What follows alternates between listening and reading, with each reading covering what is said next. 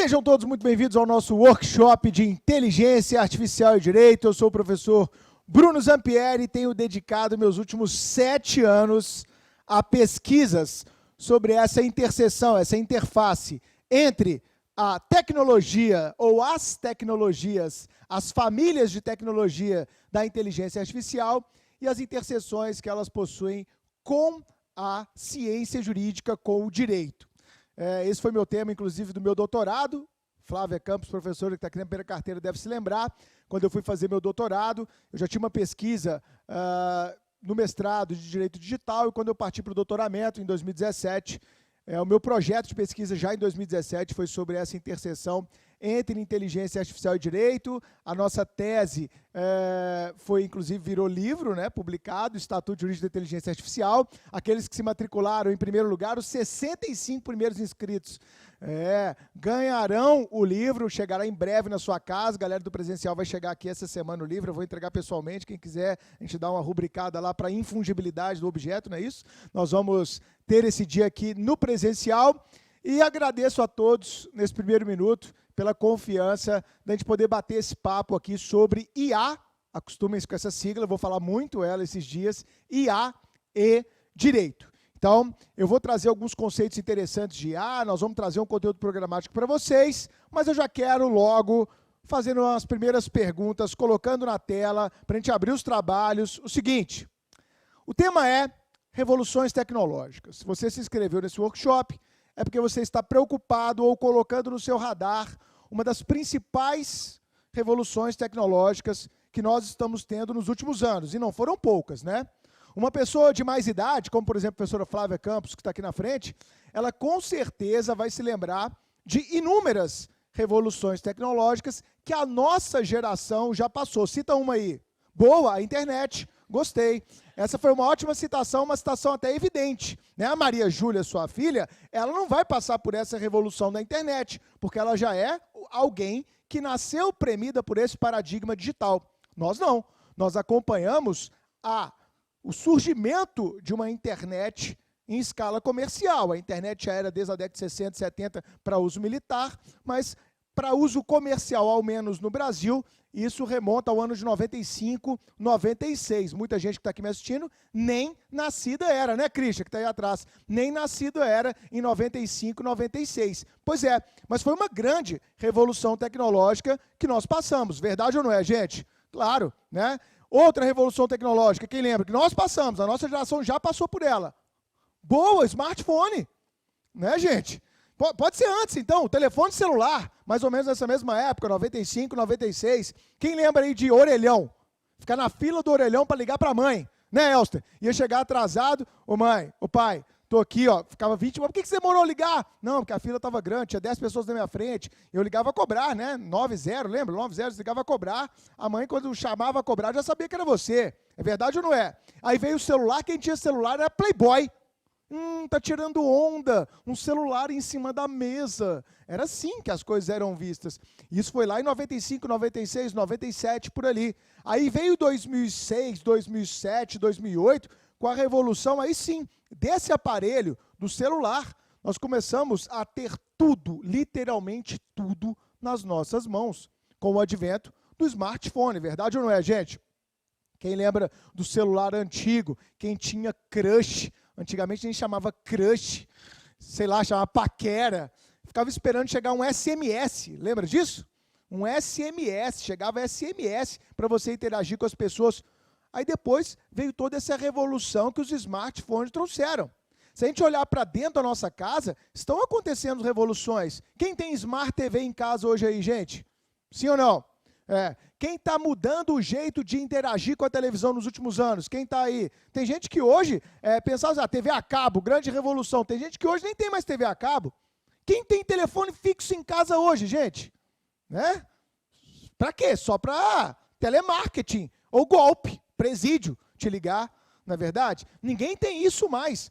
Ou seja, eu estou dando alguns exemplos dos últimos 20, 30 anos. Revoluções tecnológicas que estão batendo na nossa porta. E muito bem-vindos! Nos últimos anos, começamos a ter mais uma grande revolução tecnológica, e para isso vocês vieram aqui, que é exatamente a revolução tecnológica da inteligência artificial que eu disse isso em alguns vídeos promocionais que antecederam a esse workshop. O bagulho, a parada, está só começando. Está só começando. E já está impactando a nossa vida, muitas vezes, sem a gente perceber como. E nós, do direito, temos que problematizar. Quem é do direito e não problematiza, tem alguma coisa errada com essa pessoa, não é verdade? O direito, ele é, na essência, uma ciência problemática. Como em si todas as ciências. A ciência se desenvolve a partir de problemas que são propostos. Não é verdade?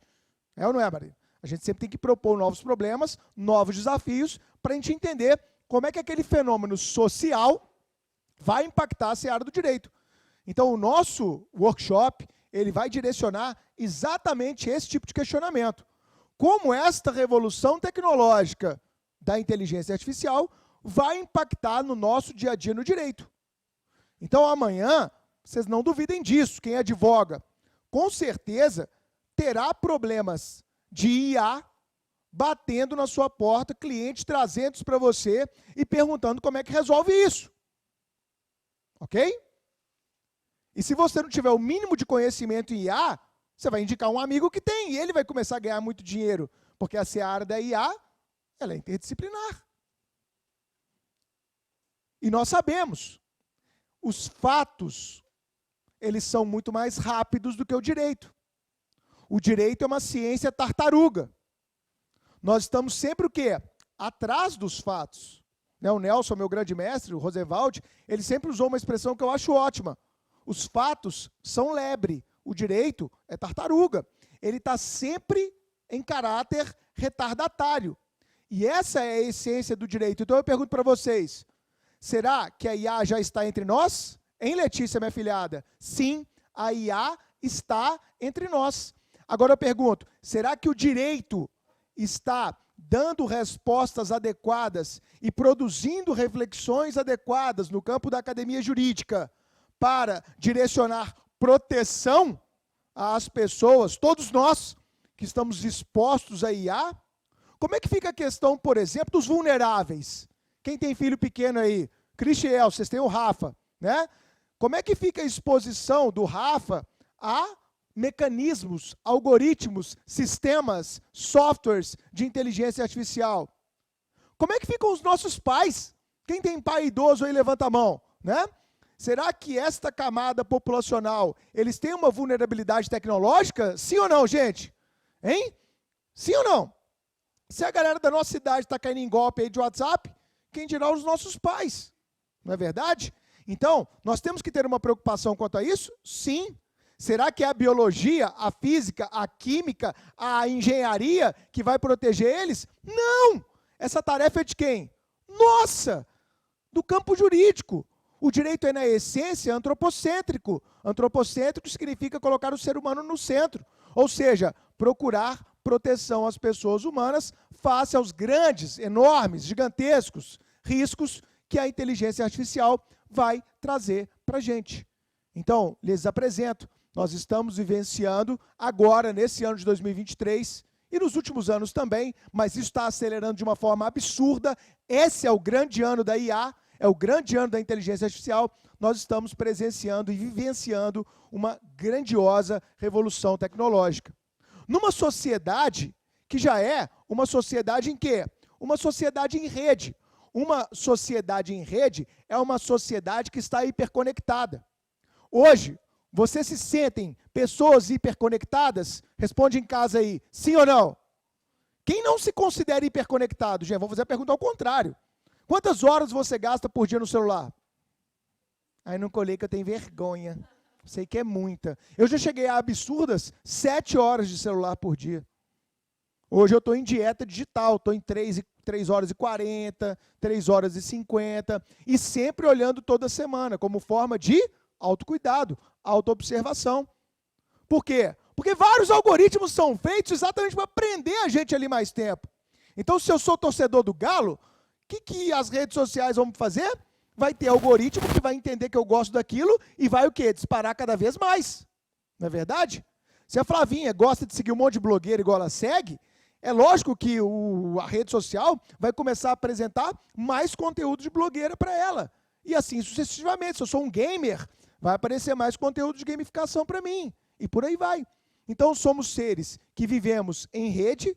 Sociedade em rede é uma expressão usada por um sociólogo, talvez um dos mais badalados hoje do mundo, Manuel Castells. Ele tem um livro que se chama Sociedade em Rede. Esse livro é maravilhoso para você ler e entender o momento sociológico que a gente vive. Manuel Castells, Sociedade em Rede. Ele fala, não existe mais, até nos rincões mais distantes desse mundo, pessoa que está 100% isolada, né? No meu livro Bens Digitais eu faço uma provocação. Quem é que almoça hoje verdadeiramente sozinho? Você está ali, né, Letícia? Deu uma garfada, 2 garfadas, 3 garfadas, bateu aquele tédio, e aí você, de maneira automática e imperceptível, você desbloqueia o seu celular. O Google calculou. Sabe quantas vezes uma pessoa, em média, desbloqueia um celular com Android, que é a plataforma do Google? Sabe quantas? Em média, por dia, 104 vezes. Você desbloqueia seu celular mais de 104 vezes ou menos de 104 vezes por dia. Somos seres viciados. Existem estudos na Inglaterra, Lucas, meu estagiário, que demonstram que hoje o celular ele ativa campos neurais, campos psíquicos semelhantes ao que o cigarro faz. Ou seja, o Brasil diminuiu sua população tabagista da década de 80 de 44% de população tabagista, só lembrar a infância que é da década de 80, né? Todos os adultos fumavam, para uma população tabagista de 9% hoje em dia. Mas o Brasil hoje ocupa o 2º lugar do mundo em nível de hiperconexão. O brasileiro, em média, fica por dia 3 horas e 47 minutos na internet. Só perdemos para Singapura, Poli. Beleza? Ou seja, somos sujeitos absolutamente hiperconectados, absolutamente em rede, ok? A gente acha quem a gente quiser achar. Hoje a gente tem grupo do colégio, da faculdade, da pelada, das amigas do não sei aonde, da família do ex, da família do atual. Aí fui longe demais, né? Mas tem gente que está lá ainda nos grupos da família, né? Ou seja, isso acontece. Nós estamos hiperconectados o tempo todo, né? Eu tive um terapeuta que uma vez falava o seguinte, Flavinha, quanto mais conexão, mais atrito. Vou repetir, quanto mais contato, quanto mais conexão, mais atrito. Casal que se encontra pouco, briga pouco, em tese. Casal que encontra demais, vídeo pandemia, né? Acaba brigando demais, porque é física. Quanto mais contato, mais atrito. Quanto mais contato, mais atrito. Então, por que eu digo isso? Se somos uma sociedade que vive em rede, se somos uma sociedade hiperconectada, qual é a lógica que nos impulsiona? Mais contato, mais conexão, mais conflitos, mais necessidade de quê? Da nossa ciência jurídica. Então, quanto mais hiperconectado o mundo é, maior é a necessidade do direito dar respostas. Não qualquer resposta. Respostas adequadas a esses novos cenários. Por quê, gente? Porque a dinâmica do tempo ela está alterada. Quem aqui tem a sensação de que os anos estão passando mais rápido? Hein, gente? Concorda? Aninha, você acha? Aninha, é verdade ou não é? Gente, nós já estamos em julho, para quem está ao vivo aí. Réveillon foi anteontem, não parece? Você olha para o Réveillon, você lembra, peraí, esse Réveillon foi desse ano ou do ano passado? Já não sei mais. É assim ou não? Eu estou começando propaganda de Natal em setembro. O pessoal, tamanho é o consumismo também. Então nós estamos com uma dinâmica de tempo totalmente absorvida. Por quê? Tem psicólogos escrevendo sobre isso hoje. Porque o tempo que nos era reservado à introspecção e à reflexão, ele está sendo gasto aonde? Em hiperconexão. Vou fazer uma pergunta honesta e sincera aqui para todo mundo, hein? Quem antigamente aí tinha o hábito de, antes de dormir, ler um livro? Né? Hoje, o que você faz? Fica no celular. Sim ou não? Até dá um soninho e você resolver falar, por hoje é só. Por hoje chega. Ou então nós falamos, nossa, já são 11h30. Eu preciso dormir, senão estou ferrado amanhã. A nossa lógica não é essa? E cadê aquele momento só com você? Aquele momento de desconexão, aquele momento de introspecção, aquele momento em que você para pensar na vida. Hoje, nem ao volante a gente se desconecta, é verdade ou não é, gente? Vamos falar sinceramente, quem aqui para dirigindo no sinal de trânsito e pega no celular? Né? Somos assim ou não somos, gente? E parece que se a gente não pega, está faltando alguma coisa. Tamanho é a nossa dopamina, nosso vício. Nesse aparelhinho aqui, ó, no nosso smartphone, que nos conecta, como eu disse, ao mundo inteiro. Então a dinâmica, ela está só focada no agora. E quanto mais agora, menos reflexão sobre o passado, menos prospecção sobre o futuro, maior é a ansiedade. Somos uma geração que vive um tremendo transtorno de ansiedade. Um bizarro transtorno de ansiedade. É a doença que mais cresce no mundo, se chama ansiedade. E muita gente boa de outras ciências tem se dedicado a entender o porquê. Uma das causas tem sido apontada como a hiperconexão, o excesso do agora. É o stories, é a live, é a postagem do amigo, é a informação que você, quando não lê, parece que está faltando alguma coisa. É o excesso de informação te premindo o tempo todo. Antigamente você pegava um jornal, lia, o que você leu, leu, o que não leu, acabou. Hoje não. O tempo inteiro você está sendo provocado com novas informações para você consumir. E isso te suga o seu tempo, tira o seu poder de reflexão, de introspecção e de projeção. Somos uma sociedade cada vez mais do agora, do imediatismo, do para ontem. Uma sociedade ansiosa. Nós que trabalhamos também com concurso público vemos isso. Cada vez mais, menos pessoas conseguem estudar para concurso público. Porque numa sociedade do agora, o estudo para concurso público que requer tempo, reflexão, dedicação, entendimento do processo, ele fica para um segundo plano. É melhor conseguir um emprego que me satisfaça agora, independentemente do que vai acontecer com a minha vida daqui a 3 ou 5 anos. E mais, nós estamos mudando tanto que nessa sociedade, esse primeiro momento é de sociologia, vocês estão percebendo isso, mas ela é fundamental para que a gente problematize adequadamente no âmbito do direito. Nós estamos vivendo um tempo em que as pessoas não querem mais que outra pessoa produza regras para si própria. As pessoas não querem que o outro dite o seu comportamento. Quem tem filho adolescente passa por... Adolescente sempre foi assim, né? Mas a gente está passando por um momento desse, que hoje muitos autores, muitos juristas estão chamando de da heteronomia à autonomia. O que é hétero, Gustavo? O diferente. Hétero é o diferente. Heteronomia, a norma criada pelo diferente. Então, quando vem o direito administrativo e cria uma série de normas para quem é servidor público, uma série de normas para se contratar com o poder público na 14133 e etc., nós estamos tendo o quê? Heteronomia. Quando a gente tem agora uma reforma tributária, o que é isso? Heteronomia. O direito público ele é todo calcado na ideia de heteronomia. Nós estamos querendo cada vez menos que os outros ditem regras para a nossa vida e nós queremos cada vez mais que nós tenhamos o poder de criarmos as nossas próprias regras. Ou seja, nós queremos cada vez mais sermos sujeitos autônomos. E esse é o grande sonho, sabe de quem? Das grandes empresas de tecnologia. E elas estão plantando cada vez mais na nossa cabeça, de forma até inconsciente, que heteronomia é horrível, que o certo é autonomia. Porque quanto mais autonomia, talvez maior é o âmbito de vulnerabilidade.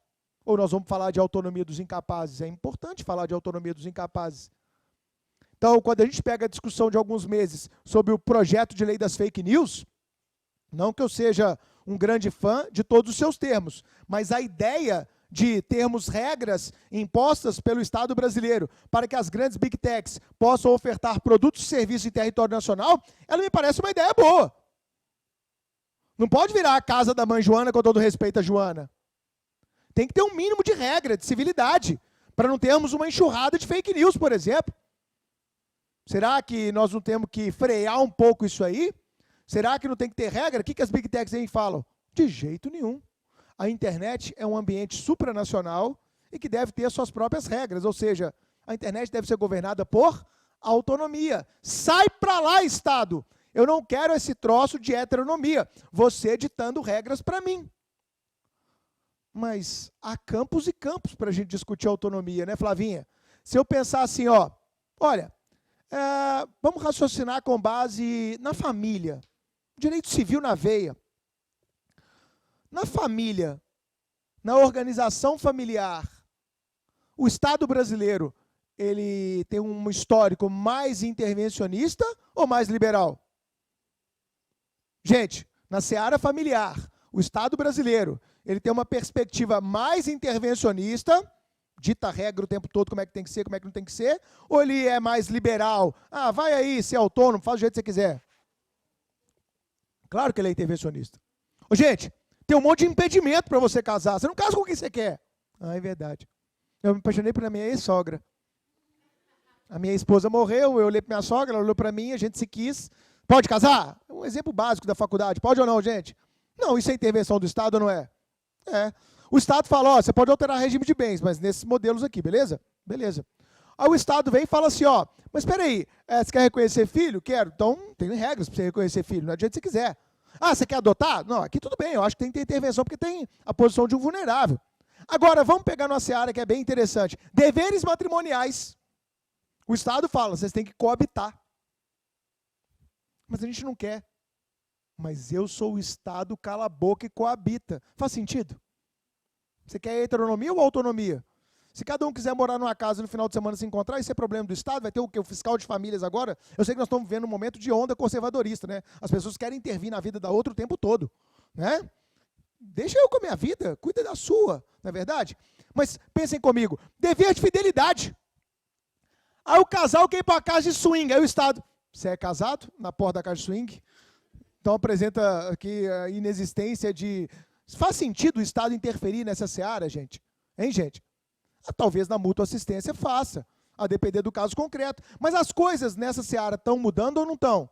Então, hoje já se fala no princípio da intervenção mínima no direito de família. O Estado tem que intervir naquilo que é essencial, naquilo que for para resguardar vulneráveis. O Estado tem que fazer intervenções não genéricas, mas intervenções pontuais. Antigamente, ex-mulher era profissão. Ela vive de quê? Da pensão do ex-marido que é rico.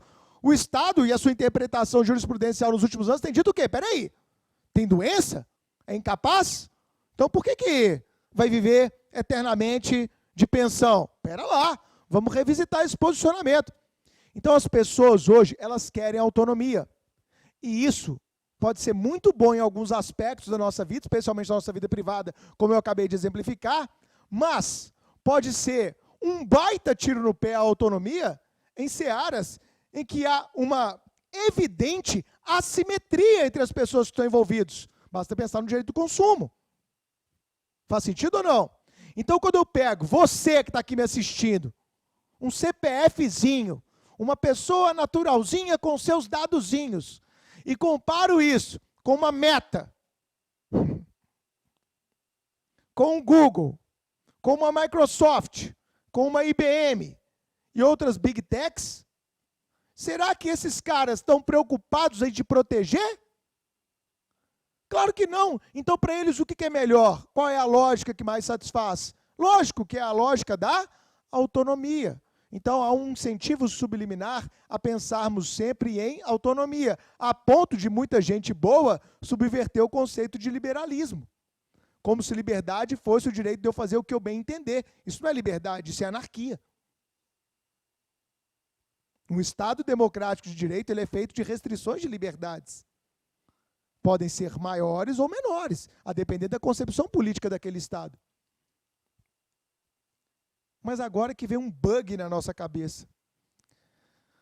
Yuval Noah Harari, que todo mundo já deve ter lido, né? Ele tem vários livros, né?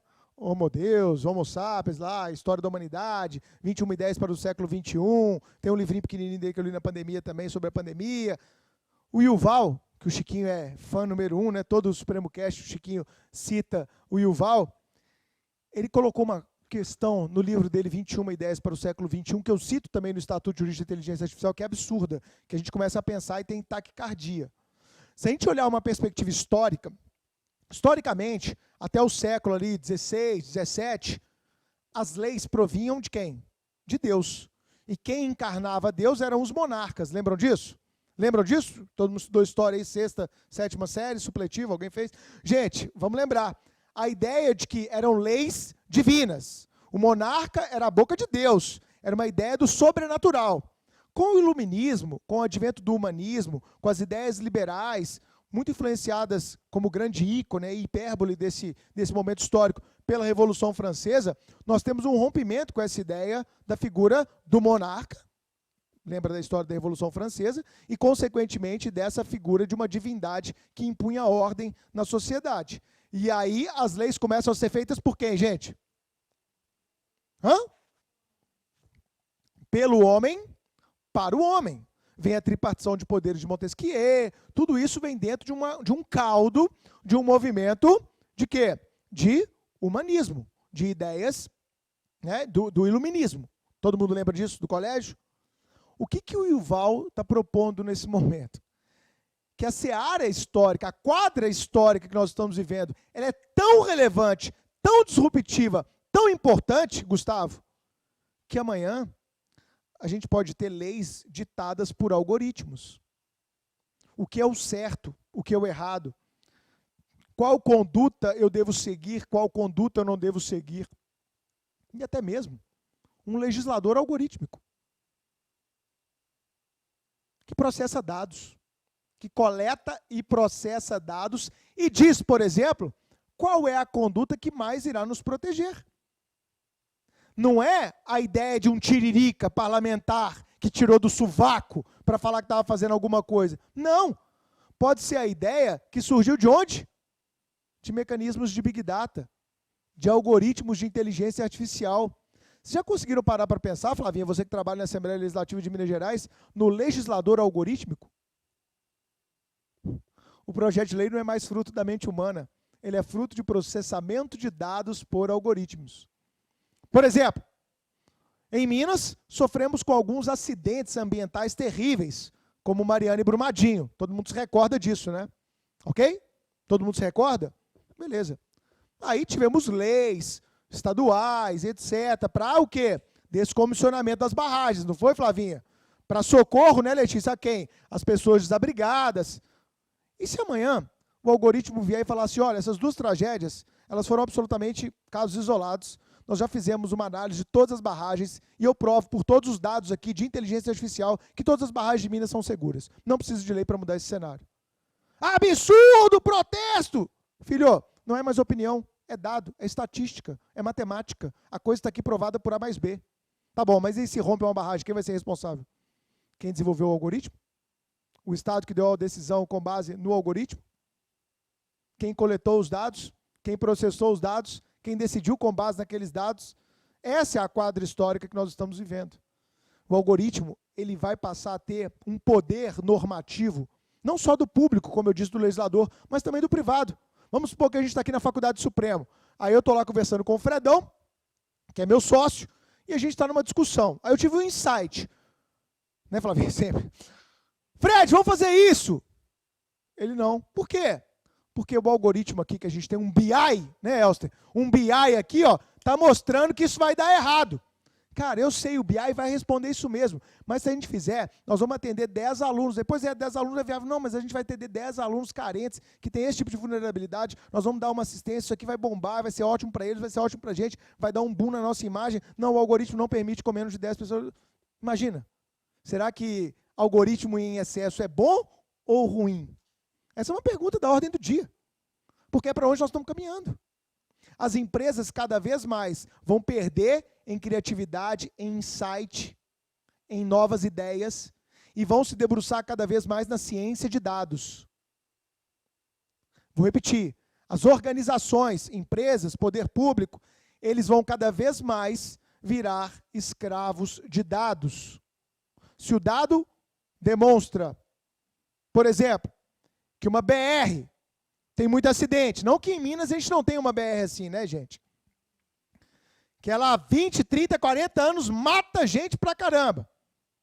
Será que o algoritmo, ô Flavinha, no âmbito do direito administrativo, quando um gestor público falar que quer asfaltar uma estrada que leva ao seu sítio, por um acaso, será que pode vir o algoritmo e falar assim, não, proibido. Por que proibido? Conveniência e oportunidade. O caramba, a estrada que mais mata é essa. Enquanto não houver uma reforma, uma estruturação, uma melhoria nessa estrada, todas as outras estão proibidas. Ou, vem uma lei que diz, estatisticamente será verificado quais as estradas de Minas Gerais causam mais acidentes, sejam elas rodovias estaduais ou federais. E todos os recursos para a reforma de estrada devem ser dirigidos a ela. Como é que vai se dar a corrupção? De várias formas. Uma das corrupções pode ser, inclusive, a alteração do algoritmo que determina qual vai ser investido. Então, amanhã, Elcio, nós vamos estar investigando a corrupção dos algoritmos. Caraca!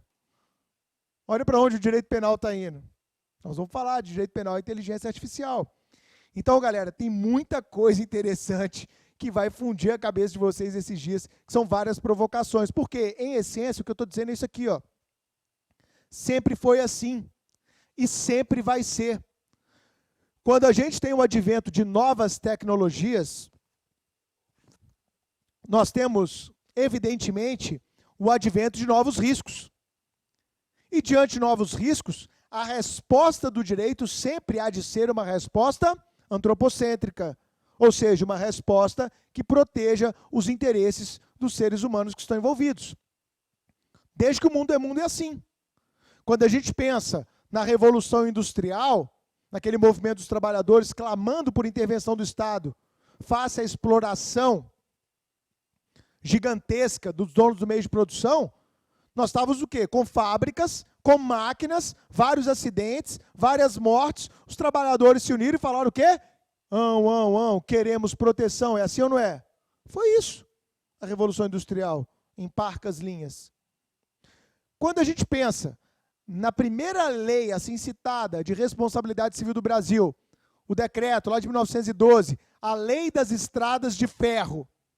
Por que foi construída em 1912 no Brasil uma Lei das Estradas de Ferro? Porque os trens estavam, obviamente, causando uma série de danos a pessoas e a patrimônio. Então veio a lei, a primeira lei que trouxe uma responsabilidade por culpa presumida, responsabilizando o transportador, aquela sociedade empresária que explorava o serviço de transporte ferroviário. Ok? Vocês acham que hoje, vou fazer uma pergunta, a gente tem uma lei, Aninha, para carros voadores, faz sentido? Carros voadores faz sentido? Sim ou não? Não. Se alguém propuser uma lei dessa na Assembleia, os outros deputados vão rir ou não vão? Vão dar gargalhada. Tem mais o que fazer não? Um monte de gente precisando de outras coisas, você vai pensar em lei de carro voador? Mas será que em 3 anos, ou 4, nós não vamos ter que estar preocupados com drones e entregadores e os acidentes que eles podem causar? Se a gente tem que regulamentar isso ou não? Você vai estar andando aqui na rua, passa um dronezinho com um sanduíche. Você vai ficar tentando pegar... Hein, gente? O Fred pega. O Fred faz assim, pega qualquer sanduíche do drone. Ô, gente, né? Ou seja, as preocupações vão mudando. Então a pergunta é, será que a inteligência artificial expõe novos riscos? Expõe. Será que diante desses novos riscos nós precisamos de novas proteções? Sim. Qual a resposta o direito tem que dar para esse cenário? Então eu trouxe para vocês algumas provocações iniciais, que eu acho que vale a pena a gente pensar. Hoje se fala tanto, né, em liberdade, liberdade, liberdade, especialmente por causa da liberdade de expressão. Né, porque um monte de idiota agora tem voz na internet e tem vários idiotas que acham que liberdade de expressão é poder falar o que quiser, contra quem quiser, a hora que quiser, do jeito que quiser. Isso não é liberdade de expressão nem aqui, nem em lugar nenhum do mundo, beleza? A pergunta que se faz é, quais os riscos à nossa liberdade, eu falei da liberdade de expressão como uma das liberdades que a gente tem hoje em dia, enfrenta com o cenário descortinado pela evolução da inteligência artificial? Vou dar 2 exemplos. Quem aqui hoje se considera livre para ir e vir dentro de uma cidade sem o Waze ou Google Maps? Alguém de São Paulo? Um abraço para a galera de São Paulo. Eu pergunto, você que é de São Paulo, é possível andar em São Paulo sem um Waze ou um Google Maps ou aplicativo equivalente? Eu não sei se vocês sabem, esses aplicativos são pura inteligência artificial. Ok? Pura inteligência artificial. E ele calcula distância versus tempo. Ele não calcula perigo. Você está passando no meio de uma comunidade perigosa, às vezes, né, dominada por bandidos. Tem vários casos assim, Brasil afora. Ele não calcula isso. Ele vai calcular distâncias versus tempo. Você quer chegar mais rápido. A premissa do aplicativo é, você quer chegar do ponto A para o ponto B no menor tempo possível. A premissa dele é até uma premissa de tempo. Porque a primeira rota que ele te mostra é uma rota que você vai gastar menos tempo, ainda que seja uma rota insegura, ainda que seja uma rota que consoma mais combustível, ainda que seja uma rota mais longa. Ele vai te indicar isso. Concorda? Tem gente hoje que é absolutamente escravo dessa tecnologia. Concorda ou não, gente? Tem gente que não tem meio noção de tempo e espaço, não é verdade? E quanto mais você usa, mais dependente você fica. Como quase toda tecnologia. É verdade ou não? Então tá bom. Vou perguntar para vocês. O Waze ele é patrocinado por algumas empresas. Já viram isso no Waze lá? Ô, gente, o Waze todo mundo conhece, né? Estou falando do Waze aqui, tem aplicativo de transporte, você coloca o destino. Então tem lá assim, ó, uma plaquinha do sanduícheiro, da lanchonete, né? Uma plaquinha de um posto de gasolina. É verdade ou não é, gente? E se o algoritmo amanhã ele faz um acordo comercial com alguma sociedade empresária que está patrocinando ele, ou Christian, e fala assim, ó, aqui, eu vou fazer todo mundo passar em frente ao seu comércio amanhã. Coloca uma promoção lá que nós vamos turbinar suas vendas. Esse é o tipo de oferta que eu posso te fazer.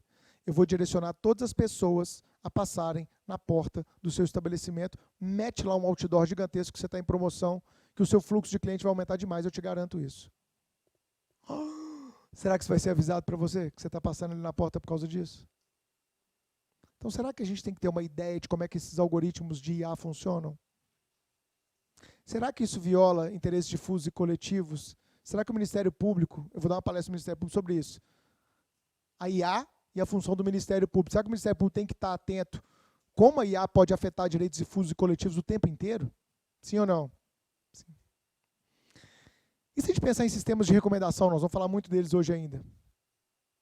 Hoje você é livre para escolher um filme no Netflix? Lógico, você é livre. Mas você fica meio tendente quando um algoritmo de recomendação fala assim, com base no que você já assistiu, provavelmente você vai gostar disso. Quem disse que é verdade aquilo? É 98% de match. Né? Diz que eu não estou lá, mas diz que até o Tinder é assim. Né? Se a pessoa tem os mesmos gostos que você, né? Tem não sei quanto por cento de chance de dar certo. Eu pergunto, isso é verdade ou não é? Não sei.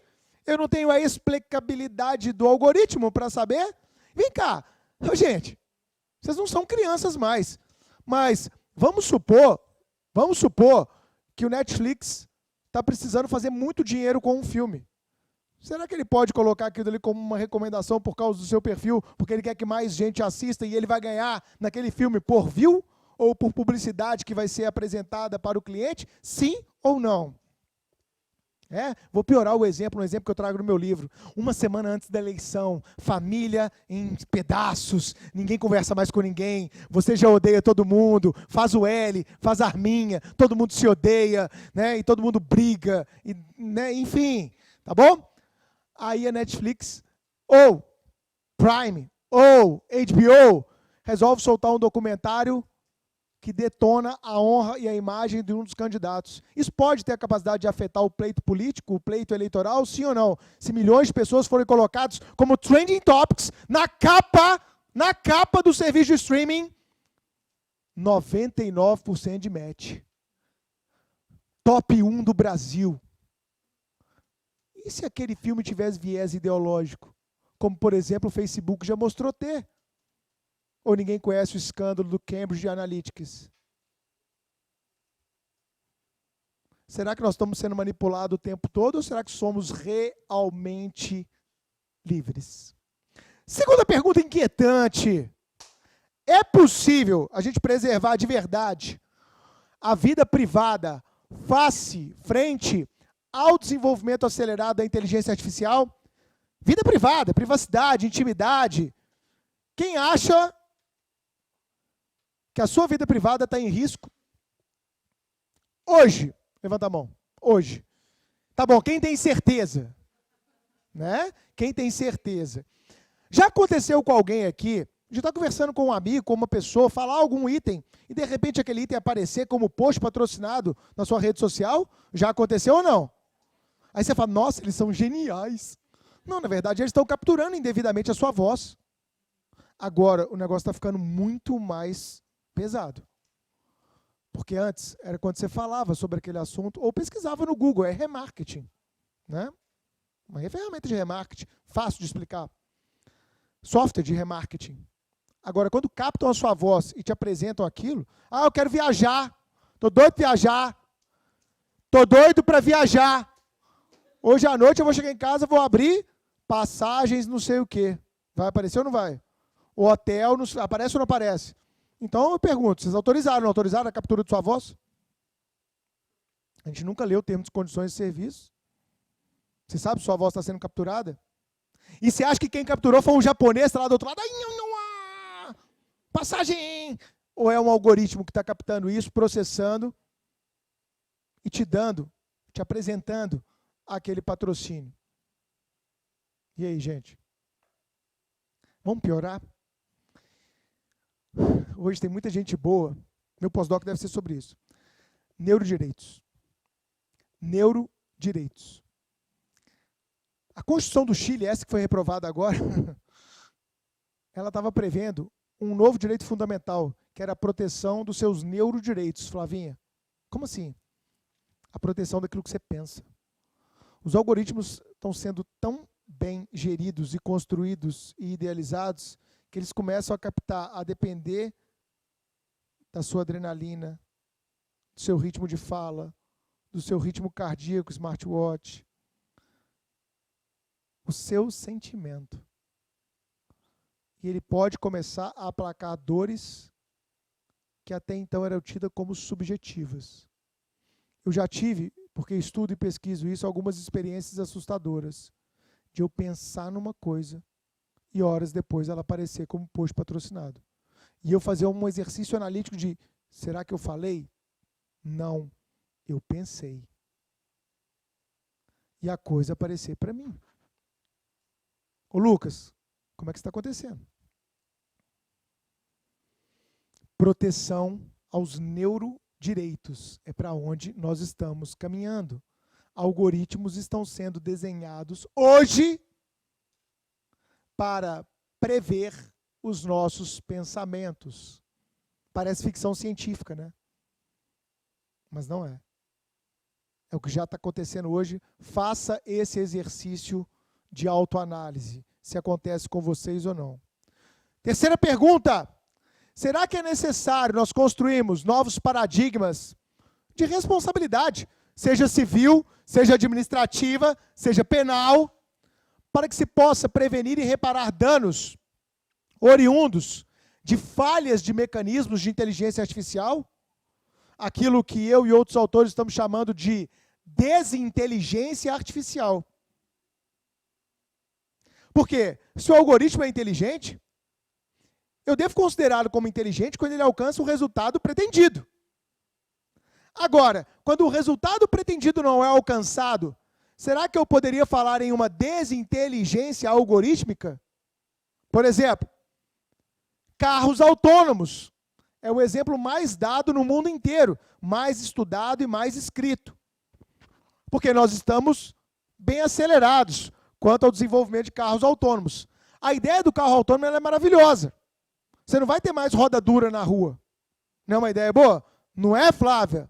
Uma ideia boa? Isso aqui é piada interna, não é machismo estrutural, tá? Flavinha, vamos explicar, porque é piada interna e é verdade. A Flavinha é recordista entre os professores do Supremo de multa. Daí a piada interna, né, Flavinha? Então eu pergunto, Flavinha, você prefere, Flavinha, um carro autônomo ou um carro guiado por Flávia Campos? Seu sonho é um carro autônomo, né? Só que você sabia que para um carro autônomo ser efetivo, funcionar direitinho, você precisa de pinturas asfálticas bem feitas. No Brasil não vai ter carro autônomo nunca. É isso, essa é a resposta que eu ia dar para vocês. Você precisa de placa de sinalização adequada, porque o que ele vai fazer? Leituras. Ele sabe que se houver uma placa de pare, stop, ele tem que o quê? Reduzir e frear. Né? Agora, se eu paro e está só no chão e apagado, o que vai acontecer? Merda! Óbvio. Agora, será que eu vou chamar isso de uma desinteligência artificial? Ou vai ser mais um espaço de responsabilização do Estado pela má conservação da via? A ideia do carro autônomo é ele ser um terceiro espaço, olha que lindo, um terceiro espaço entre a sua casa e o trabalho. Né? As fotos são pessoas lendo, né? Já tem vídeos rolando no YouTube de pessoas fazendo outras coisas no carro autônomo, especialmente casais. Entenderam assim? Não? Pessoal sem criatividade também. Então, vai vendo a ideia, pessoal. Tem vários vídeos no YouTube. Joga aí, Flavinha. Agora não. Tá? Ô, gente, vai ser um terceiro espaço entre a casa e o trabalho. Ele está sendo testado mundo afora. Mas já tem carro autônomo que na Europa atropelou ciclista. Quem responde?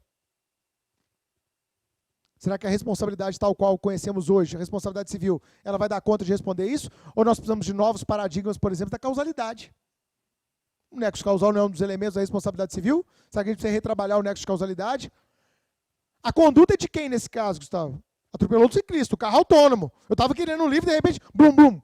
Olhei para trás, tinha um ciclista caído lá atrás. De quem é a responsabilidade? Minha que coloquei no modo autônomo? Eu sou o dono do carro. Foi a minha propriedade que causou dano. Espera aí, foi do fabricante do carro. Espera aí, foi do fabricante do software que identifica objetos com mais de tantos centímetros. Espera aí, a falha foi do poder público. Espera aí, foi um fato exclusivo da vítima. Como que eu vou saber? Tem uma câmera acoplada no carro e ela filma tudo o tempo inteiro exatamente para evitar hipóteses de responsabilidade. São tantos cenários novos de responsabilidade que vários civilistas maravilhosos têm dedicado tempo e esforço para a construção de novas hipóteses de responsabilidade civil. Então, a última pergunta para vocês. A pergunta é, estaria então o nosso ordenamento preparado para proteger adequadamente as pessoas face a uma infinidade de novos riscos? Ô Pedro, por que essa pergunta ela é relevante? Pelo seguinte, se você responder, Gustavo, que o nosso ordenamento está preparado, que o direito penal tal como conhecemos, o direito administrativo tal como conhecemos, o direito civil tal como conhecemos, vai dar conta do recado, você vai chegar a uma conclusão. Não há necessidade de uma nova lei que regule a inteligência artificial. Ao revés, se você entender que o nosso ordenamento não está adequadamente construído, ou não foi, historicamente, adequadamente construído para responder esse tipo de dilema, ô Christian, qual vai ser a ideia que você vai chegar? Há a necessidade de novas leis para regulamentarmos a esfera da inteligência artificial. Essa foi minha tese. Será que a gente tem ou não tem instrumentos suficientes? Que a gente tem instrumentos, ninguém duvida. Se eles são suficientes, face a essa infinidade de coisas novas que a todo dia nós estamos vendo, o tempo será a melhor resposta. Ô Bruno, dessa introdução que você está fazendo, eu tenho uma visão para lá de otimista. Qual? Mas a IA, ela veio como uma maravilha. Os entusiastas de tecnologia, todo congresso que eu vou palestrar sobre isso, eles falam isso aqui. Eu captei deles, anotei, estou anotando aí, eu vou colocar isso na minha palestra. Vai ser ótimo! Vai realizar tarefa repetitiva, tarefas que qualquer um realiza. Eu não vou ficar mais preocupado com leis trabalhistas, com treinar os outros, fazer essa coisa difícil que é gestão de pessoas, né?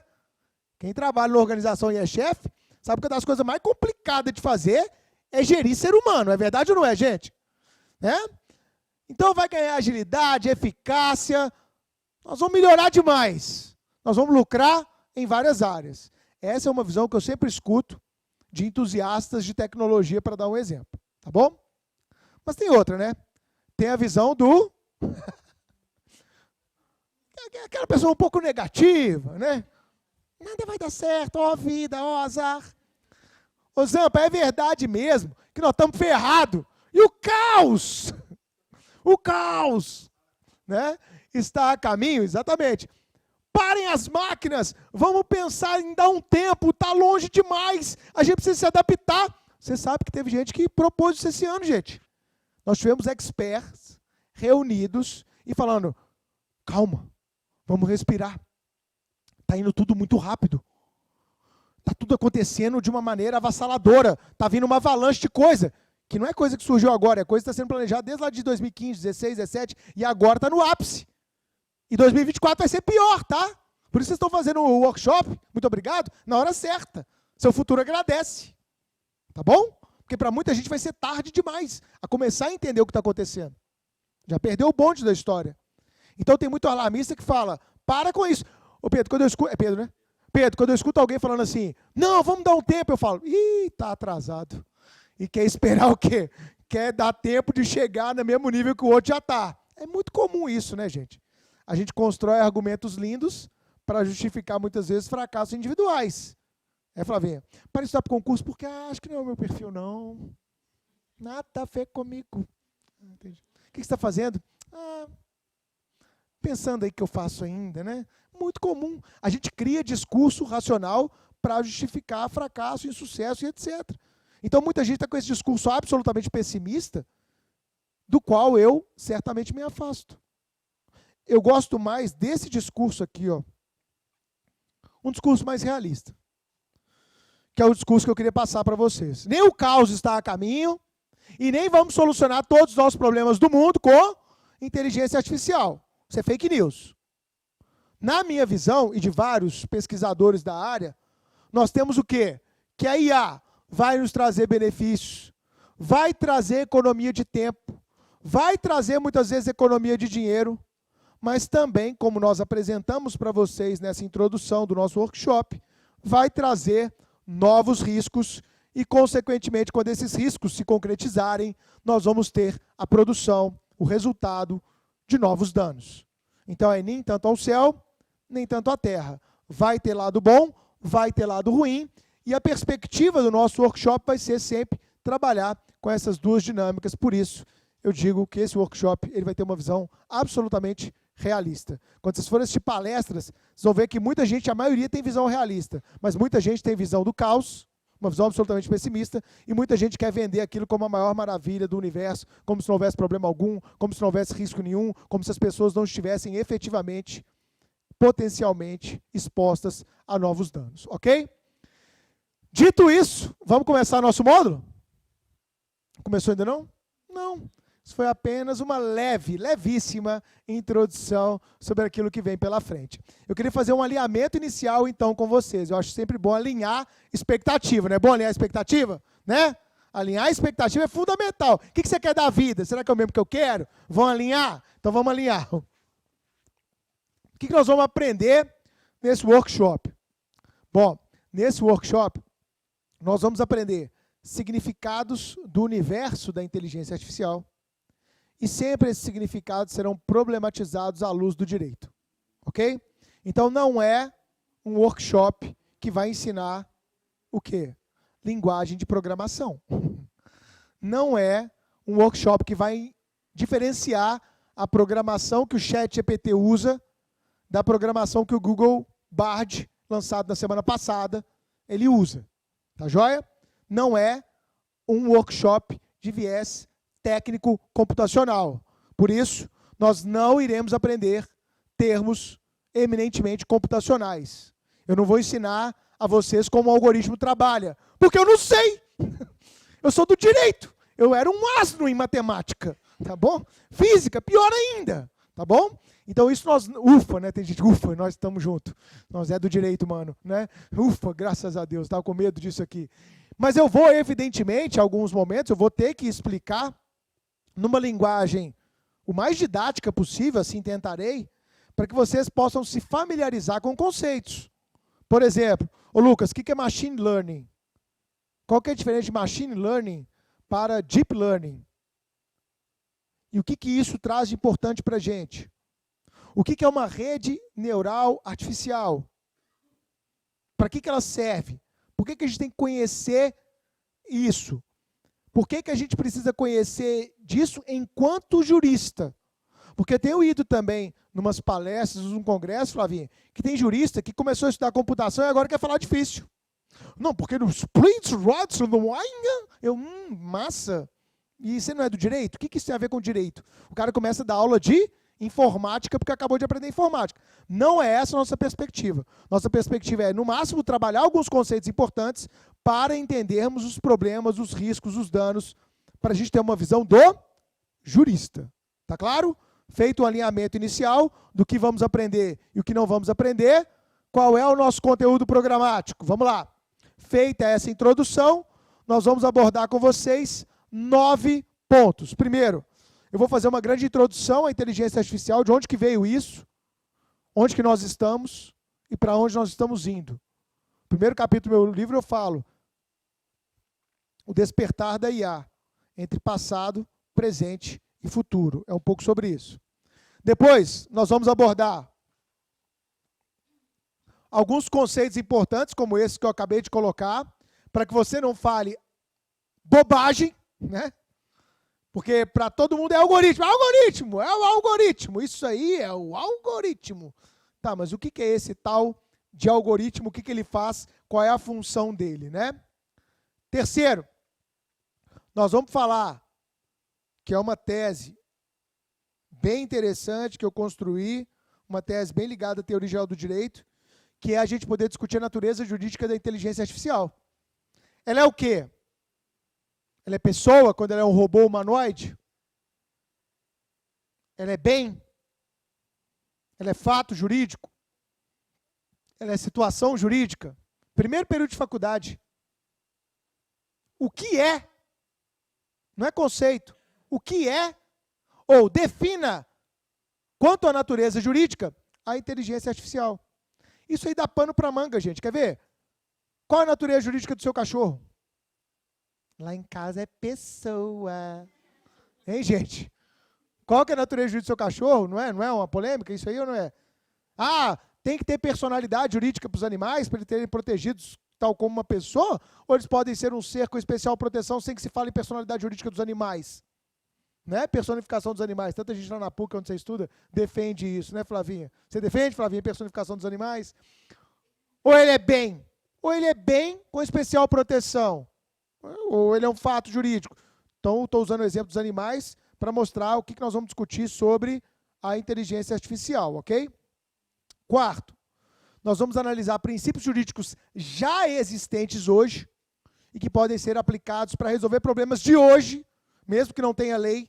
Eu já consigo aplicar uma série de princípios jurídicos. Se amanhã alguém chegar no seu escritório com um problema de inteligência artificial, você não vai ter regra, mas você tem princípios que podem lhe ajudar a construir uma tese jurídica a respeito da inteligência artificial. Quinto, nós vamos falar de responsabilidade civil e inteligência artificial, vamos falar dos elementos da responsabilidade civil e vamos discutir um pouquinho a questão do nexo e do rompimento do nexo em responsabilidade civil na inteligência artificial. Vamos falar um pouquinho daquilo que eu palestrei lá em Natal, né, Flavinha? Você viu lá no Congresso de Brasileiros de Direito Penal, palestrei em maio, sobre direito penal e inteligência artificial. Vamos falar um pouco disso aí. Será que aquela dogmática penal construída lá no século XIX pelos alemães, teoria finalista, causalista, será que ela está apta a responder os problemas que a IA vai trazer para o direito penal? Ou nós vamos ter que nos socorrer, por exemplo, da imputação objetiva de Roxin e Jacobs, para a gente responder isso aí? Hein, Lucas? Você que gosta de penal, me conte. Em sétimo lugar, nós vamos falar do processo na era da inteligência artificial. Vamos falar de algumas iniciativas brasileiras, como o BemTV no TST, tem alguém da Justiça do Trabalho aqui, né? Como o Vitor, conhece o Vitor? Não é o São Vitor do Horto, não. É o Vitor, a inteligência artificial do STF. Sabia, Letícia? Que no STF tem uma inteligência artificial chamada Vitor, nome do nosso priminho? Pois é, tá lá, Vitor, uma IA, uma inteligência artificial. Será que a gente pode ter o juiz robô? Quem advoga aí, levanta o dedo. Como é que você chama isso? Ô, Gabriel, você prefere o seu processo sendo julgado por um juiz humano ou por um juiz robô? É difícil, né? Depende do resultado, Bruno. Se o robô for contra mim, lógico que eu prefiro o humano. Se o humano for contra mim, lógico que eu prefiro o robô. Mas se eu te dizer, se o robô for rápido, talvez o maior problema da justiça não seja a morosidade? Sim ou não? Né? Eu já vi sentença que parece que foi o ChatGPT que fez. Né? O Gabriel está falando ali, né? E aí? O que a gente prefere? Será que eu posso ter decisão judicial por robô? Ou o robô deve fazer função burocrática que, por exemplo, um chefe de secretaria faria? Hoje, quando você vai lá no PJE, eu meto uma peça lá no PJE, quando eu coloco o tipo de peça que eu estou metendo no PJE, inserindo, fazendo upload daquela peça, já temos notificações automáticas ou não? Ou precisa do chefe de secretaria lá? Não. Vocês não sabiam, não? Tem muita coisa que é automática. Ao Ministério Público na manifestação, né? A outra parte que já está cadastrada, não é verdade? Ao juiz para despacho, concluso para despacho. Aí o juiz entra lá, dá o acesso lá. O que está concluso para eu despachar? Vai aparecer para ele uma lista de coisas conclusas para ele despachar no PJE. A gente ganha em produtividade com isso? E se for uma demanda repetitiva, já que essa é a lógica trazida pelo nosso CPC, será que numa inteligência artificial não poderia falar assim, juiz, demandas repetitivas? Já temos teses sobre isso. Em RR, em recurso repetitivo, ou temos súmula, ou súmula vinculante. Olha a teoria dos precedentes. Será que a teoria dos precedentes se encaixa bem com a inteligência artificial? Tem muita gente boa falando sobre isso hoje em dia. E aí nós vamos para o grande finale, na quinta-feira. Vamos falar de regulamentação jurídica da inteligência artificial. Tem que regulamentar, não tem que regulamentar, é uma discussão para lá de boa. Não é uma discussão só brasileira, é uma discussão mundial. A Europa está discutindo isso, Estados Unidos está discutindo isso, a China está discutindo isso, a Austrália está discutindo isso, o Canadá está discutindo isso. É uma discussão do mundo inteiro, ok? E aí, para finalizar, nós vamos chegar ao projeto 2338, de maio de 2023. Do distante maio de 2023. Projeto de lei 2338, do senador Rodrigo Pacheco, aqui de Minas, que montou uma comissão de juristas, que em 8 de dezembro de 2022 apresentou o seu relatório final, sugerindo um substitutivo ao projeto 2120, que tinha sido aprovado na Câmara. E agora nós temos um projeto de lei tramitando no Congresso Nacional. Hoje temos esse projeto de lei e nós vamos falar um pouquinho sobre ele. Temos que entender e sair na frente, largar na frente, para discutirmos esse projeto.